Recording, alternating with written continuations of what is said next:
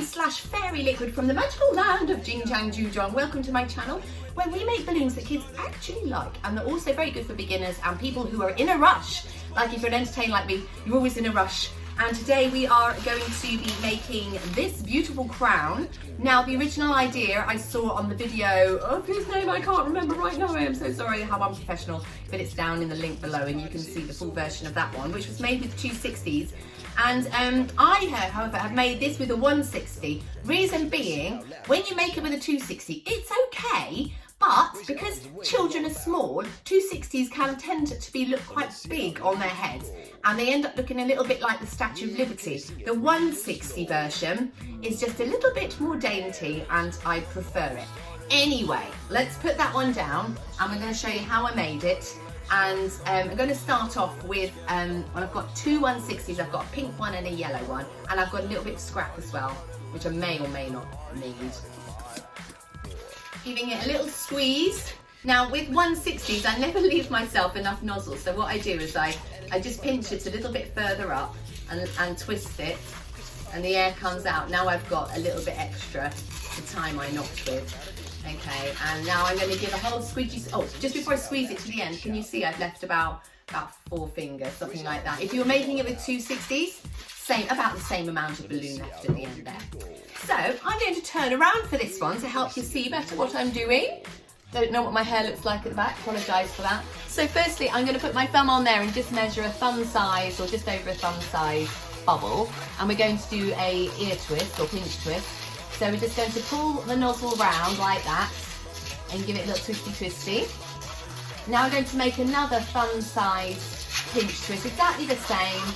So you just pull them down like that, pull it up and twist it round, and you get that. And then what we're going to do is, well, we can just leave it like that really. Now the next thing that we're going to do is measure off about 4 fingers. So about 4 fingers and a twisty twisty.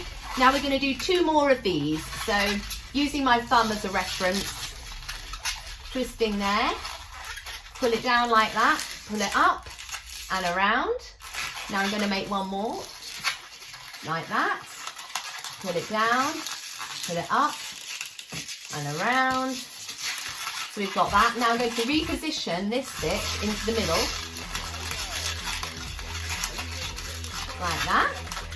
Again, giving it a little squidge. So using 4 fingers, I'm making another one of these. Going to make 1, 2, 3 of these all together. So another, that's a bit small, hang on. Another one of those thumb-sized ones. Sorry, got a phone call in the middle of that. How unprofessional. Right, so I have done another one of these, yeah? And I twisted, and now I'm just going to pull it up and around. Like that. Put that through the middle, like that. So we've got 1, 2, 3. Twisty, twisty. Pinch, twist. Go down like that. Up like that. Pinch, twist. The second one's always a bit harder. There we are. And then put that through the middle. Okay. So we've got 1, 2, 3, 4 sets of pinch twists and 1, 2, 3 sausages in the middle. That's going to be the front of our crown. So now at this point, if you've got the child with you, you can measure the crown around their head. And if you are not doing this in advance though, if you're doing this in advance, you may wish to wait a little bit and wait till you, with the child, to finish this crown, to finish wrapping this bit round.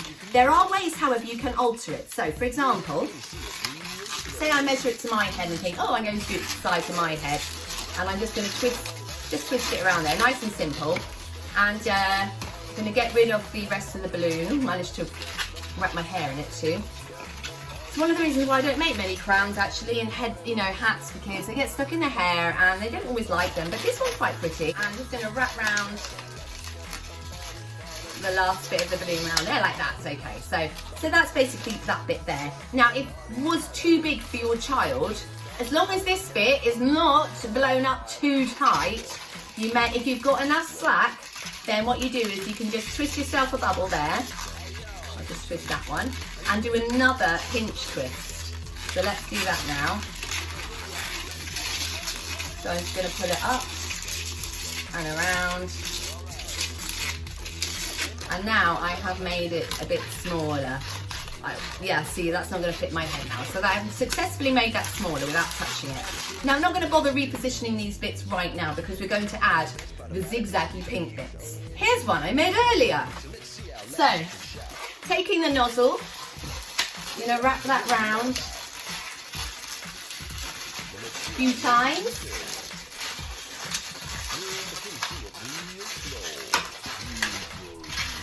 And measuring, I use about 4 fingers, so 4, and then we've got to bring it back on itself, and this one's going to be the same size. And then we're going to lock it around here.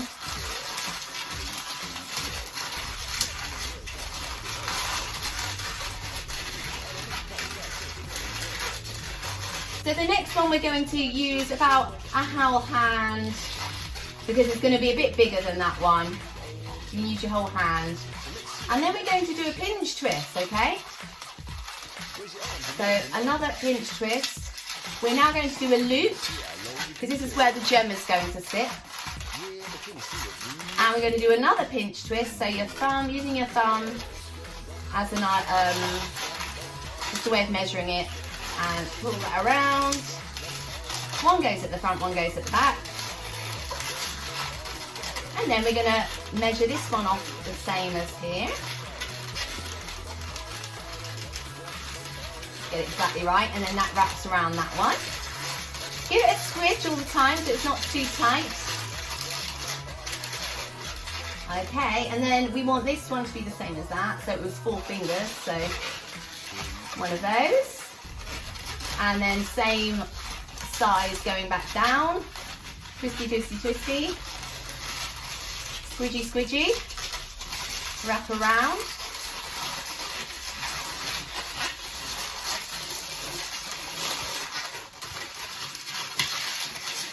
Now we need to break off this last bit here, okay?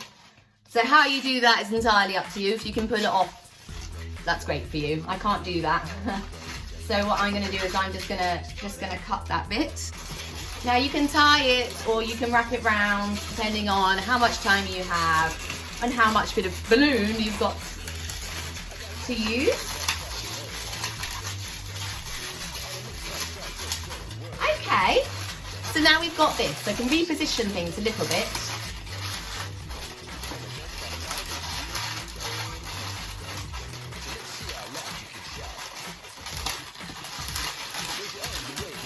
Now, we're going to do some lovely sort of pearls or gems that are going to go around here. And you can use the same colour to save on balloons. So we're going to get the pink back again. So I've blown up the rest of this. Got a little bit on the end there. It's quite soft. You can use any colour. It doesn't have to be the same colour. It's entirely what colour you want your crown to be. So I was going to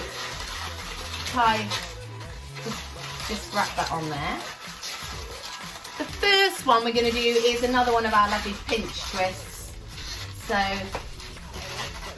they all want to be about the same size, but a pinch twist to begin with. And do it lots of times. Lots of times. And then we're going to do some bubbles there. Now, let's do 1, 2. They've got to be about the same size to make it look nice and neat. How many you do is up to you, because I want it to pull my crown. I don't want it to be too loose. I'm wondering if maybe I should use 2 on this particular balloon, which I think I will. This depends what balloons you're using as well, because they all respond a little bit differently. Okay, so now I'm going to do 2 more of those and a pinch twist to finish. So that's 1, 2, pinch twist to finish.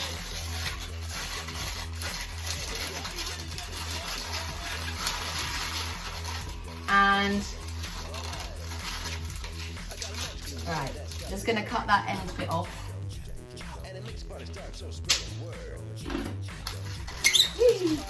So again, you can tie it or just wrap it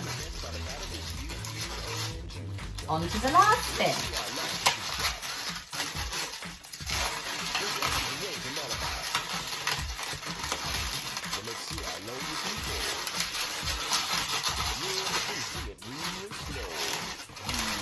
Neaten it up a bit. When it goes on the child's head, it will probably go a little bit more round, like that. So I think it will look nicer. And we're just going to finish off by putting some little jewel in.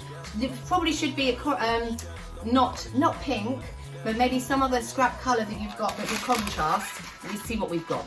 Right, I've got a tiny bit of yellow from before.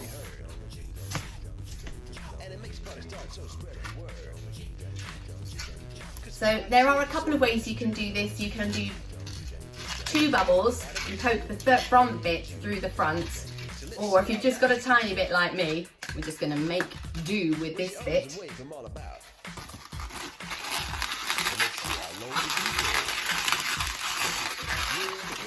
Poke it through there.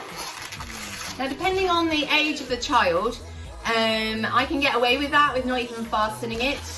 And just leave it in like it is, but if I feel like I really think I should fasten this because I don't want them swallowing it, then I'm just going to take the end and wrap it round.